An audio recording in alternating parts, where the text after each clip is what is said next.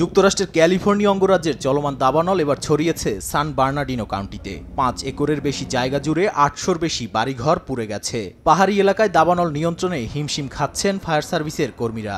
মূলত স্থানীয় সময় সোমবার সন্ধ্যা থেকেই শুরু হয় দাবানল।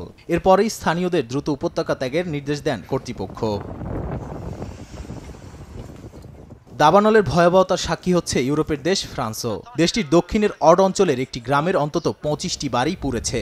১৩,০০০ হেক্টরের বেশি জায়গা জুড়ে দাবানল নিয়ন্ত্রণে কাজ করছে ৪,০০০-এর বেশি ফায়ার সার্ভিসের কর্মী।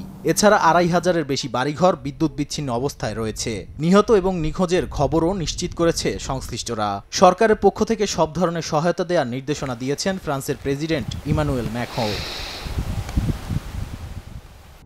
স্পেনেও চলছে দ্বিতীয় দফার দাবানল। উপকূলীয় শহর তারিফায় দেখা গেছে দাবানলের কালো ধোঁয়া। স্থানীয় প্রশাসন জানায় একটি ক্যারাভান থেকে আগুনের সূত্রপাত। এরপর দাবানল পাহাড় বেয়ে সমুদ্র সৈকতে ছড়িয়ে পড়ে। পর্যটক ও স্থানীয় বাসিন্দাদের ঘরবাড়ি ও হোটেল খালি করার নির্দেশ দেওয়া হয়। এছাড়াও গ্যালিসিয়া অঞ্চলের পন্তেসেসোতে দাবানল ছড়িয়েছে। এর মধ্যেই ৪০ ডিগ্রি সেলসিয়াসের বেশি তাপমাত্রার তীব্র গরমে অতিষ্ঠ হয়ে উঠেছে জনজীবন। এমনকি দেশের বিভিন্ন স্থানে দাবানলের কারণে প্রচণ্ড গরমের সতর্কতা জারি করেছে প্রশাসন।